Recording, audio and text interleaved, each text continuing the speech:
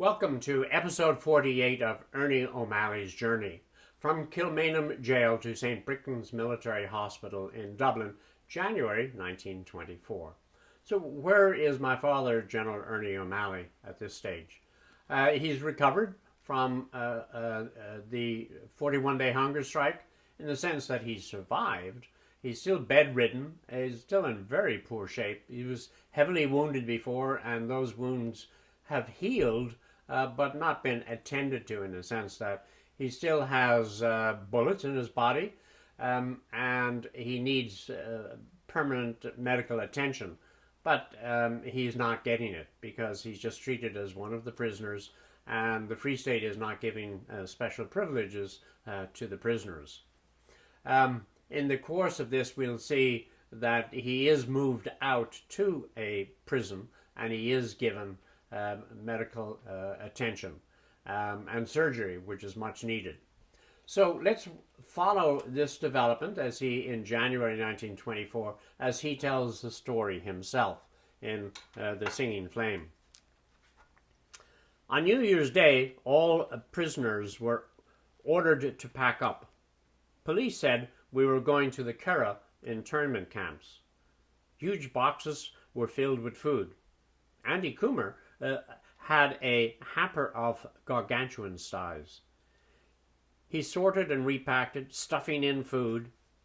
His chief worry was to wonder if he would get through the smaller doors to the main gate. The men were afraid of another spell of hunger. I was not able to walk. The Free State officer in charge of the escort wanted me to be removed in blankets, but after a heated discussion, I was left behind. I was alone in the jail. My friends had cooked for me. Now my meals were scanty. A medical orderly came near me, but nobody cooked or heated my food. So Ernie is, my father's in a weakened position. He previously had been attended to by his friends, and now the orderly, doesn't really care. And so he's not able to get that attention that he had. And I mean, the attention of friends is both a spiritual as well as a friendly, as well as a well-being relationship. And he was also, remember, not able to get out of bed to do things. So he was really dependent upon other people. So he's still in Kilmainham jail, and he writes with a certain sense of pride in January 11 to Molly Childers.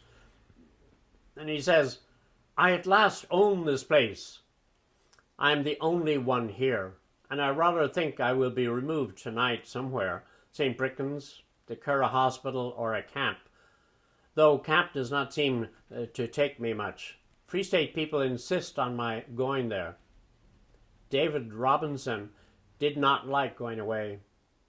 I rather like being by myself, but as I cannot eat the food here, it will be little difficult till I see the things are done to my satisfaction." So, Father thought that he was the last person to leave Kilmainham. The reality is, in fact, there was another person, a distinguished Irish person, the former president of the Irish Republic, Eamon de Valera.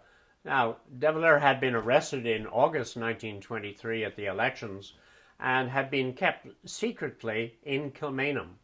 Even when all of these other prisoners were in the new wing in Kilmainham, de Valera was in the old wing in solitary confinement, and he was not allowed out of there until July 1924. So, in a certain sense, all of the boasting that Father had was just the talk about his own group of people surviving from the hunger strike. Shortly after that point, he is about to be moved again. So let's go back to The Singing Flame, where he says, 3 days later I was handcuffed. then put on a stretcher and taken to St. Briccin's Military Hospital on the heights above the River Liffey. I was kept in a private room for a short while, then placed in a large ward with our own wounded and sick. I heard one of them say, as I was brought in, "Oh, for God's sake, what do they want with a poor old fellow like that?" It was Peter Hegarty who spoke. My beard had grown since the beginning of the hunger strike. My hair was wild, unkempt, dull from the black of the sun. My cheeks were sunken. I did not recognize myself when I looked in the mirror. One morning, a French barber in a frock coat and silk hair came into the ward. He rolled up his sleeves, and without covering his coat, he began to operate and succeeded in getting rid of my beard. Seemingly by main force, as he was very sparing in his use of soap. Halfway through the ordeal, I asked him to stop, but as he seemed insulted, I allowed him to continue. He told me in French that he had daily shaven Eamon de Valera, who was imprisoned on his own and guarded by the Criminal Investigation Division. De Valera was instructed by the acting president, Porter Rutledge, not to go on hunger strike. So that was an interesting reflection in itself, namely that he did know at that point that De Valera had been captured and that he was in the prison, but they had never seen him. And we have since seen the documentation and the specific orders as to how De Valera was isolated from the other prisoners, and for good reason. And it was interesting that he had resigned in October of 1923 as President of the Republic and had nominated Porter Rutledge to be President. And that document is now in my papers in the National Library of Ireland. And Rutledge orders De Valera not to go on hunger strike. Thus, so he didn't go through the enduring battle that the other Republicans did.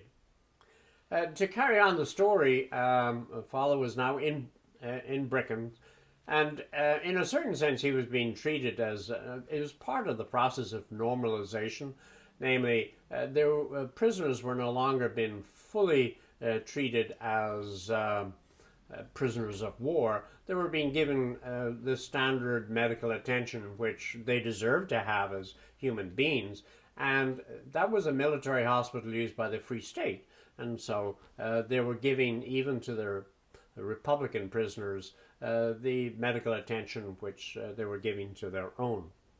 Fowler continues in The Singing Flame. I was x-rayed and soon afterward operated on, twice, with local anesthetics, which did not seem to work. I tried to remember what muscles the surgeon was cutting through, and recall the anatomical relations, whilst the knife seared like a red-hot iron, and the forceps and probe produced the sensation of a hammering hit hard in my back. They were afraid to give me a general anesthetic, and though I did not look forward to further operations I was promised, yet I would have been glad to have the metal removed.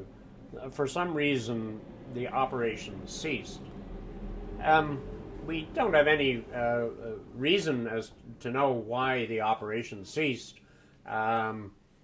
It could be just he wasn't sufficiently medically fit. The reason there was no general anesthetic is that his whole condition was so poor that if you gave him a general anesthetic, he might die under it. And the last thing that the Free State would want to have is a dead Ernie O'Malley. The question is, would they now get him better and try him and then execute him? We've seen no documentation to show where a Free State decision was made not to put him on trial. But I think as we read through the normalization of this process, there's likely a decision was made not to continue with the trial. If you look at it this way in terms of the politics of the war, if after the enemy has surrendered and dumped their guns, then you try some of them, quote, as criminals, as he would be, that would help exasperate rather than alleviate the mental and emotional issues in resolving the Civil War. So I dare say the Free State government reached a conclusion not to proceed with the case against Ernie. So where are we now, and what further insights do we have on Ernie? We've seen through these last 2 months in his writings, contemporary writings, that he's not interested in the overall national image of Ireland. He doesn't want to be involved in the politics. He doesn't want to study the economics and participate in the government. He, if anything, wants to help on the sort of the spiritual level and the thought process. He's aware that he's so much of an invalid that he's not going to be able to take on even a fighting role. So his role in the future is going to be sort of a mental, a policy, a backroom person. I'm sure that would have been very discouraging to him. But we also find out that as he recovers and gets greater energy, he's going back into the arts, which is something that he ultimately spends a lot of time in.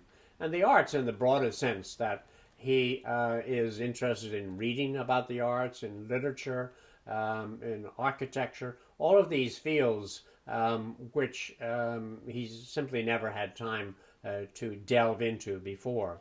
So we're seeing a whole new sort of phase of the Ernie O'Malley image, and one which will become his future life.